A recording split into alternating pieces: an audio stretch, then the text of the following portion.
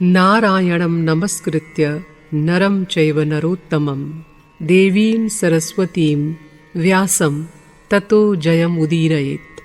अंतर्यामी नारायण स्वरूप भगवान श्री कृष्ण, उनके नित्य सखा नर स्वरूप नर रत्न अर्जुन, उनकी लीला प्रकट करने वाली भगवती सरस्वती और उसके वक्ता महर्षि वेदव्यास को नमस्कार करके आसुरी संपत्तियों पर विजय प्राप्ति पूर्वक अंतःकरण को शुद्ध करने वाले महाभारत ग्रंथ का पाठ करना चाहिए।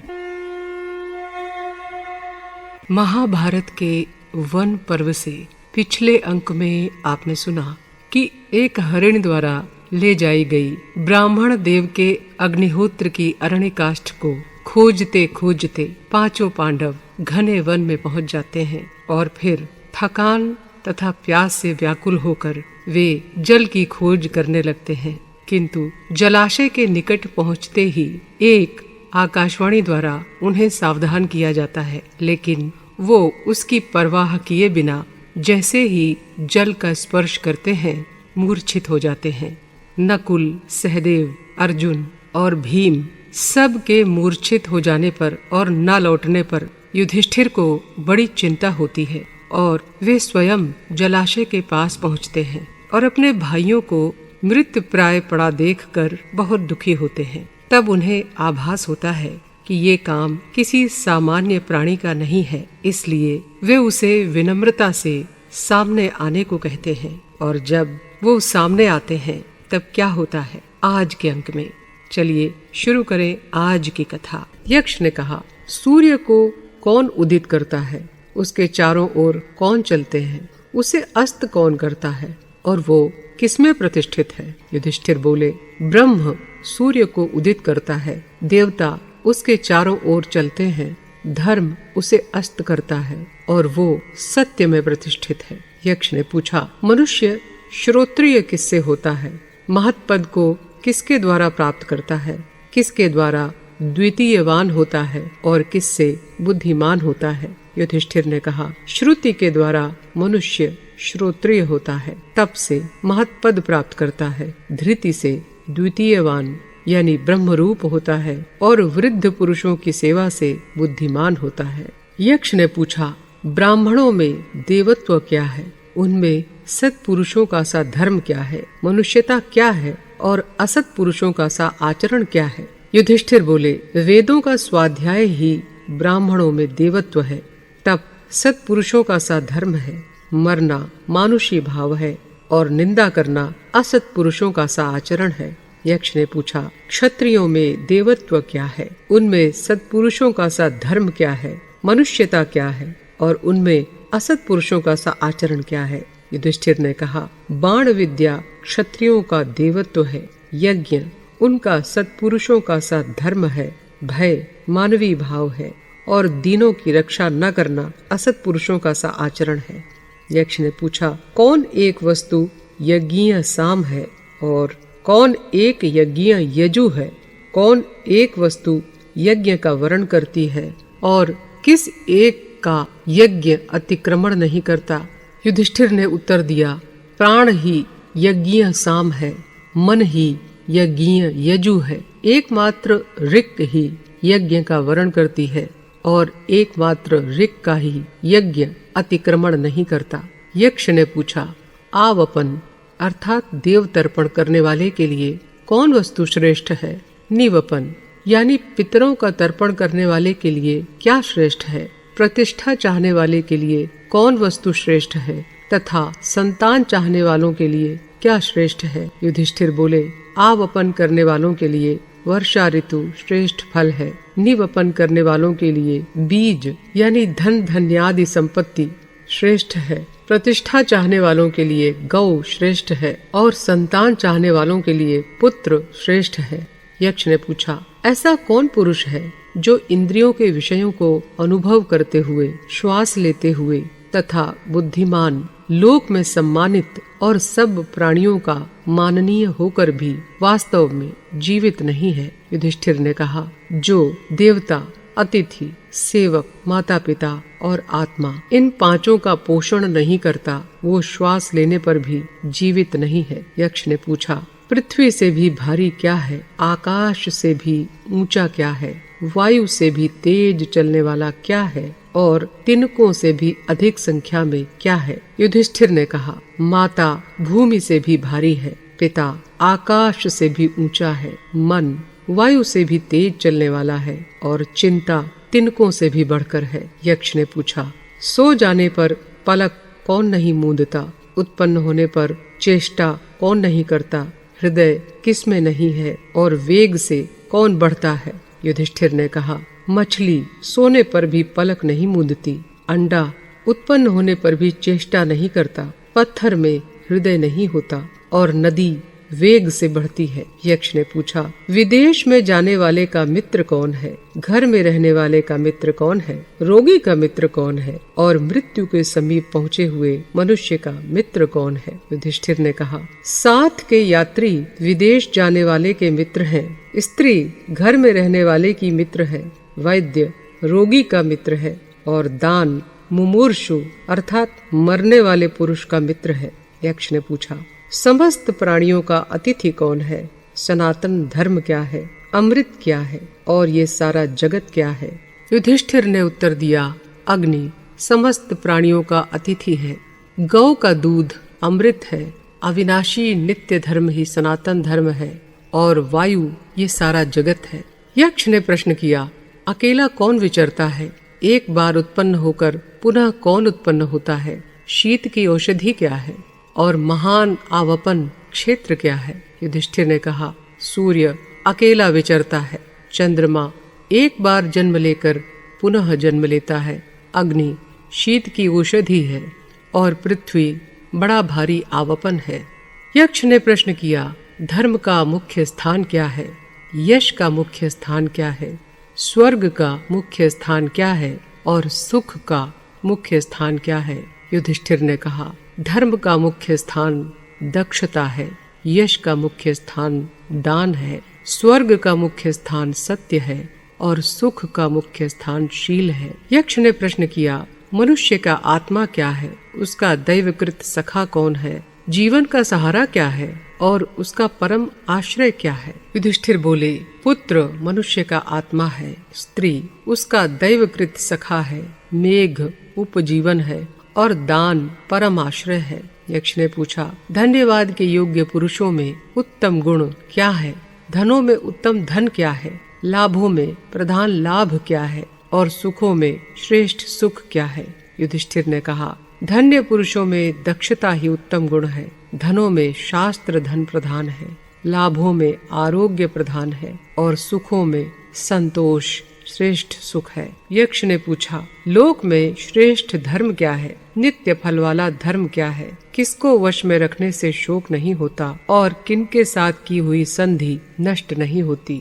युधिष्ठिर ने कहा, लोक में दया श्रेष्ठ धर्म है, वेदोक्त धर्म नित्य फल वाला है, मन को वश में रखने से शोक नहीं होता और सत्पुरुषों के साथ की हुई संधि नष्ट नहीं होती।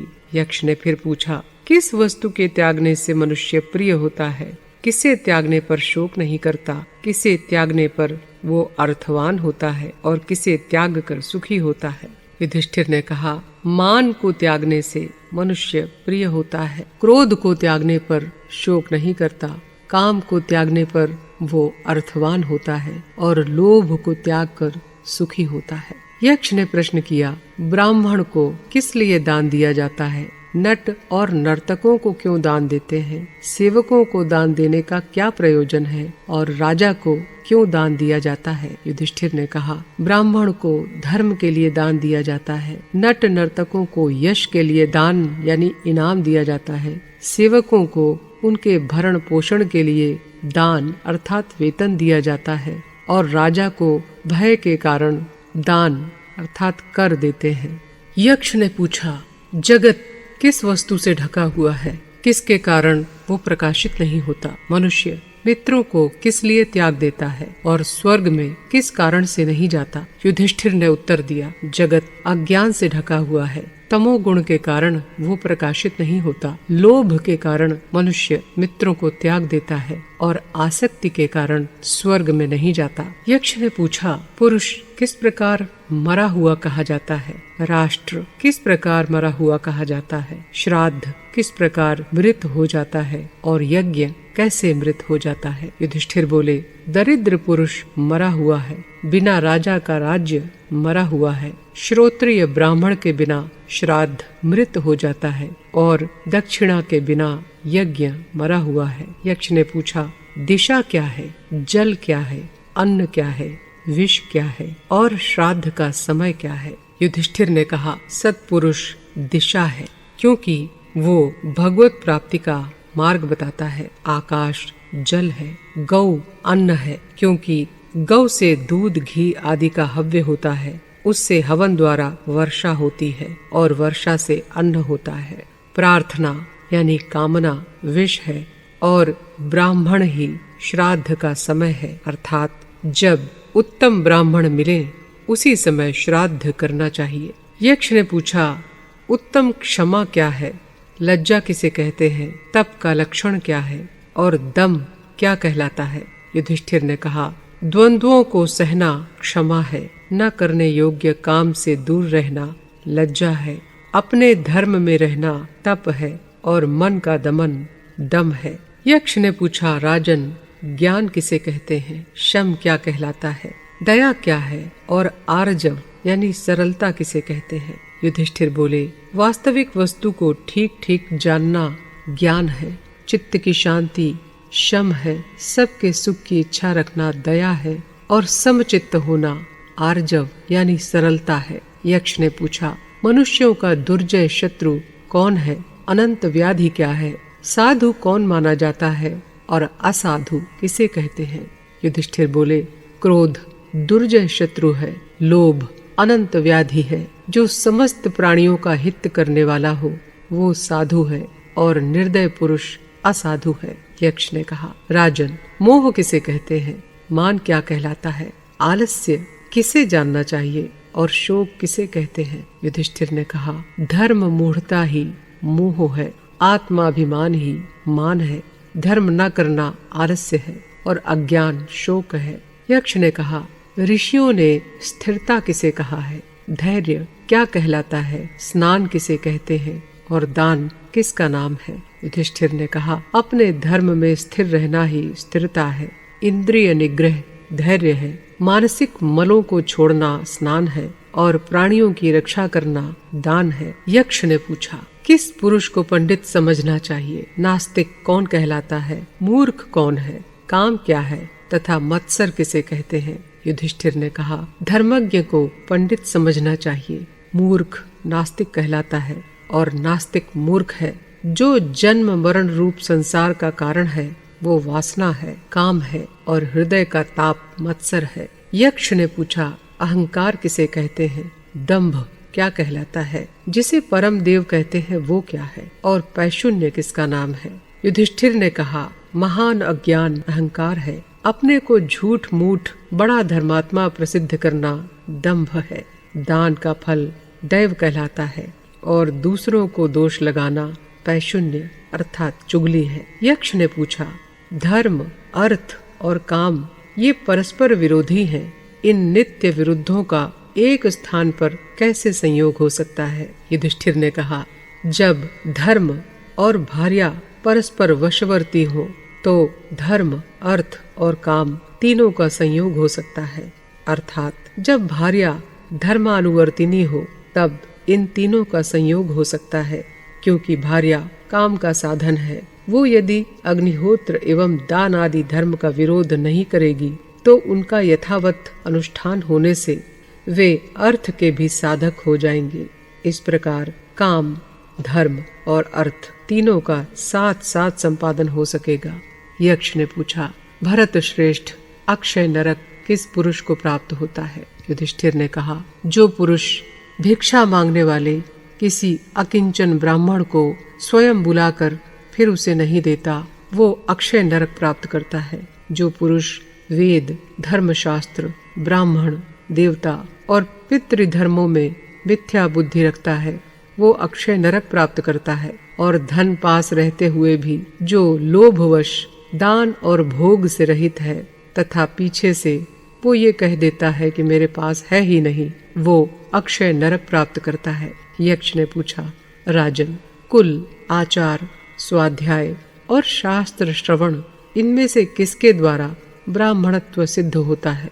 युधिष्ठिर ने कहा, प्रिय यक्ष, सुनो, कुल, स्वाध्याय और शास्त्र श्रवण, इनमें से कोई भी ब्राह्मणत्व में कारण नहीं है। निसंदेह आचार ही ब्राह्मणत्व में कारण है। अतः प्रयत्न पूर्वक सदाचार की रक्षा करनी चाहिए। ब्राह्मण को तो इस पर विशेष रूप से दृष्टि रखनी चाहिए, क्योंकि जिसका सदाचार अक्षुण्ण है उसका ब्राह्मणत्व भी बना हुआ है, और जिसका आचार नष्ट हो गया है वो तो स्वयं भी नष्ट हो गया। पढ़ने वाले, पढ़ाने वाले तथा शास्त्र का विचार करने वाले, ये सब तो व्यसनी और मूर्ख ही हैं। पंडित तो वही है जो अपने कर्तव्य का पालन करता है। चारों वेद पढ़ा होने पर भी यदि कोई दूषित आचार वाला है तो वो किसी प्रकार शूद्र से बढ़कर नहीं है। वस्तुतः जो अग्निहोत्र में तत्पर और जितेंद्रिय है वही ब्राह्मण कहा जाता है। यक्ष ने पूछा, बताओ, मधुर वचन बोलने वाले को क्या मिलता है? सोच विचार कर काम करने वाला क्या पाता है? जो बहुत से मित्र बना लेता है उसे क्या लाभ होता है? और जो धर्मनिष्ठ है उसे क्या मिलता है? युधिष्ठिर ने कहा, मधुर वचन बोलने वाला सबको प्रिय होता है। सोच विचार कर काम करने वाले को अधिकतर सफलता मिलती है। जो बहुत से मित्र बना लेता है वो सुख से रहता है, और जो धर्मनिष्ठ है उसे सद्गति मिलती है। यक्ष ने पूछा, सुखी कौन है? आश्चर्य क्या है? मार्ग क्या है?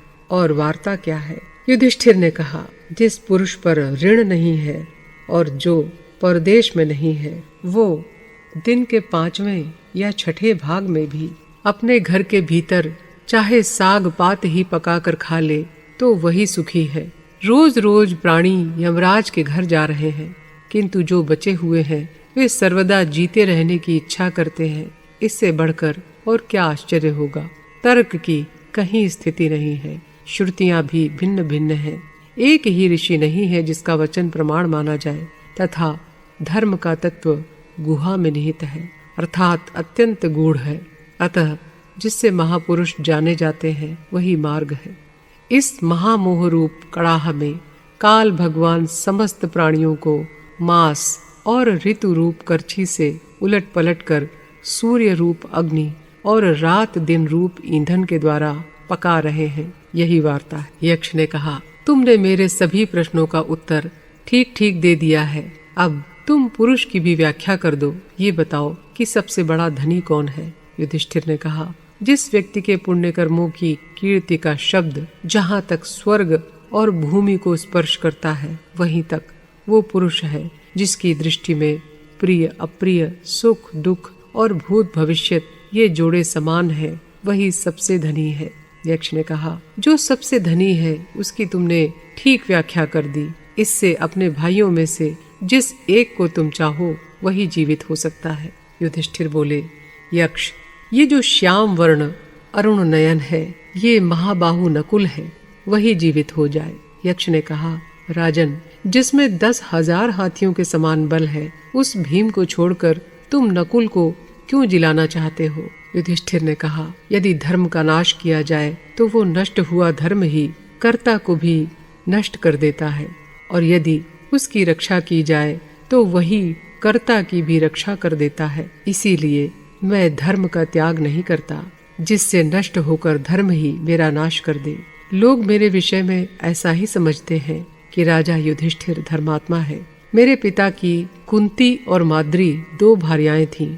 वे दोनों ही पुत्रवती बनी रहें, ऐसा मेरा विचार है। मेरे लिए जैसे कुंती है वैसी ही माद्री, उन दोनों में कोई अंतर नहीं है। मैं दोनों माताओं के प्रति समान भाव रखना चाहता हूँ, इसलिए नकुल ही जीवित हो। यक्ष ने कहा, भरत श्रेष्ठ, तुमने अर्थ और काम से भी समता का विशेष आदर किया है, इसलिए तुम्हारे सभी भाई जीवित हो जाएं।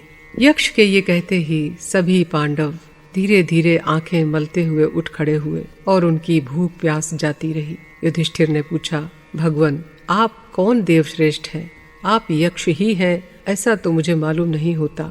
यक्ष ने कहा, भरत श्रेष्ठ, मैं तुम्हारा पिता धर्मराज हूँ, तुम्हें देखने के लिए ही यहाँ आया हूँ। यश, सत्य, दम, शौच, मृदुता, लज्जा, अचंचलता, दान, तप और ब्रह्मचर्य, ये सब मेरे शरीर हैं, तथा अहिंसा, समता, शांति, तप, शौच और अमत्सर, इन्हें तुम मेरा मार्ग समझो। तुम मुझे सदा ही प्रिय हो।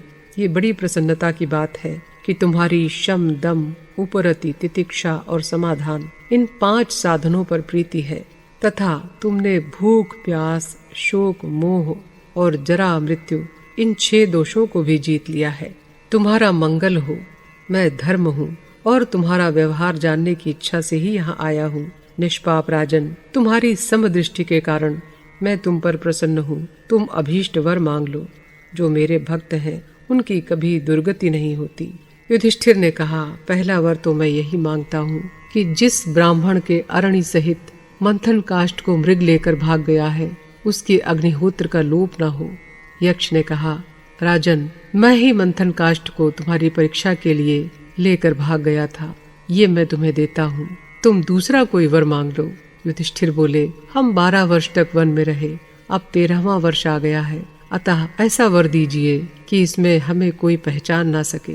तब धर्म ने कहा, मैंने तुम्हें ये वर दिया, यद्यपि तुम पृथ्वी पर अपने इसी रूप में विचरोगे तो भी तुम्हें कोई पहचान नहीं सकेगा। तुम में से जो जो जैसा जैसा चाहेगा वो वैसा वैसा ही रूप धारण कर सकेगा। इसके सिवा तुम एक तीसरा वर भी मांग लो। राजन, तुम मेरे पुत्र हो और विदुर ने भी मेरे ही अंश से जन्म लिया है, अतः मेरी दृष्टि में तुम दोनों ही समान हो। युधिष्ठिर ने कहा, भगवन, आप सनातन देवाधिदेव हैं। आज साक्षात आपके ही दर्शन हुए हैं, इससे अब मेरे लिए क्या दुर्लभ है। तो भी आप मुझे जो वर देंगे वो मैं सिर आंखों पर लूंगा। मुझे ऐसा वर दीजिए कि मैं लोभ, मोह और क्रोध को जीत सकूं, तथा दान, तप और सत्य में सर्वदा मेरी मन की प्रवृत्ति रहे। धर्मराज ने कहा, पांडुपुत्र, इन गुणों से तो तुम स्वभाव से ही संपन्न हो। आगे भी तुम्हारे कथनानुसार तुम में ये सब धर्म बने रहेंगे। ऐसा कहकर भगवान धर्म अंतर्धान हो गए और सभी पांडव साथ साथ आश्रम आ गए। वहां आकर उन्होंने उस तपस्वी ब्राह्मण को उसकी अरणी दे दी। इस कथा के साथ महाभारत का वन पर्व समाप्त होता है। अगले अंक में लेकर आएंगे विराट पर्व से एक कथा। तब तक के लिए कीजिए प्रतीक्षा अगले अंक की। नमस्कार।